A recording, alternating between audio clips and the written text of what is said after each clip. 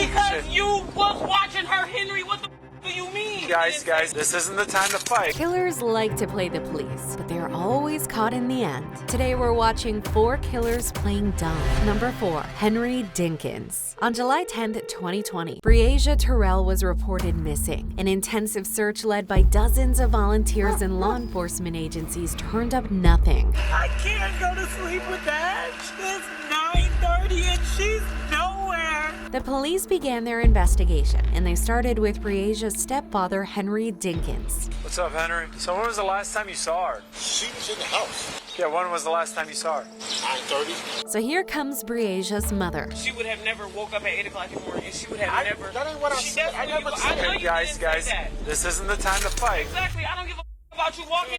You lost her though. How did I lose? Because you was watching her, Henry. What the do you mean? Later, Dinkins is brought to the station for questioning. No, I raised Breasia.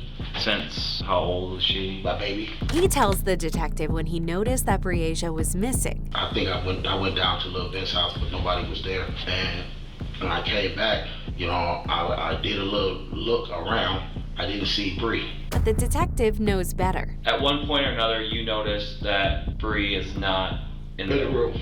Okay. What do you do immediately after you notice Bree's not? I go outside. Go outside. Okay. Fishermen found Breasia's body in a rural area north of Davenport in March 2021. Henry Dinkins was found guilty and given 2 life sentences without the possibility of parole.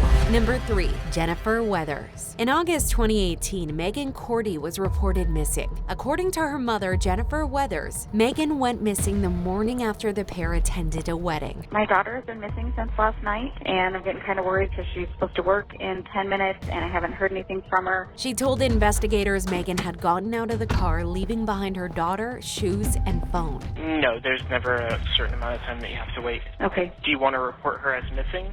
Yeah, I think so. Where was she missing from? I've checked the hospitals and I've checked the jails, and she's not in either one of those. Immediately, the searching began. Finally, on August 23rd, joggers found Megan's body about 9 miles from the area where her mother said she last saw her. An autopsy later revealed she died from blunt force trauma. So her mother was brought in for an interview. We already started driving, and she was yelling at me. Yeah, but she called her boyfriend first and wanted him to come get her. And the detective realizes she is not honest. I was almost to a stop, and she just opened it and jumped out.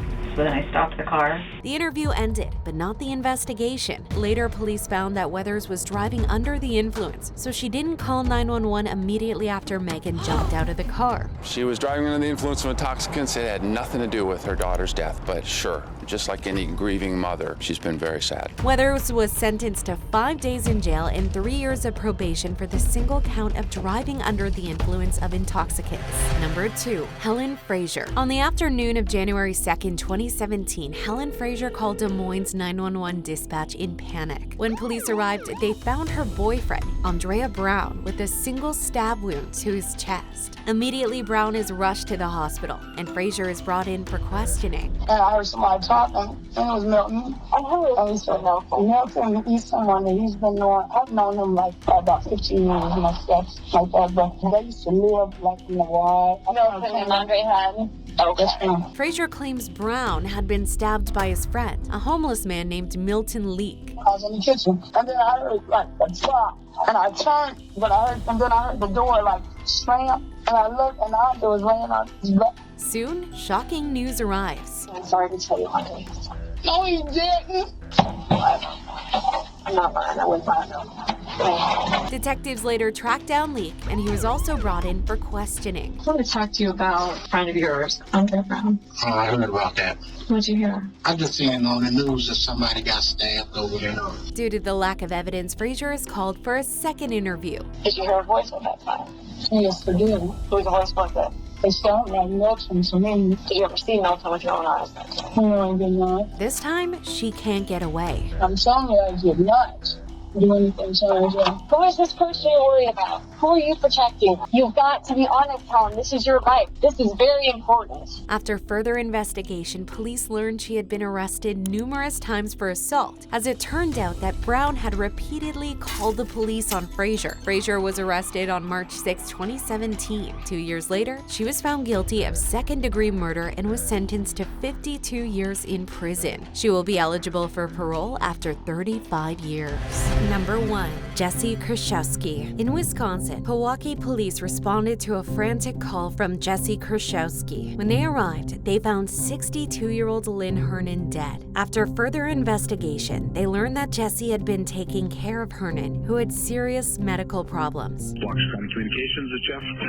I'm calling. I'm trying to find out some information, and I don't have a case number or who is working on it. She allegedly stated that she believed Lynn Hernan was suicidal because of her debilitating health conditions. You know, when I talked to the medical examiner last, they kind of weren't sure. We didn't know if it was a suicide or if it was something medical. 3 months later, the toxicological report showed Hernan had a fatal dose of tetrahydrozoline, the main ingredient in eye drops, in her system. So Krzyzewski is brought back in for questioning. Typically, would you go there in the morning or the night? Or I didn't have a set. It just depended how she was doing the day before. And she's feigning innocence. She uses eye drops all the time. what does she use them for? She uses them for her eyes. She put them in her eyes all the time. What killed her is the eye drops. Are you serious? Even swearing on the innocent card. Do you guys think I murdered her? Did you?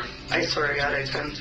I did not. One have the most to gain on this. I have no reason to murder her. I didn't give her anything. I didn't give her this eye drop or whatever it's called. But there's no way out of this, and she's arrested. And I'm telling you, I did not give it to her to kill her, and I did not put it in. Why did you give it to her then? I gave it to her because she seemed to think it was a good idea. Jesse was sentenced to life in prison with the possibility of extended supervision after 30 years.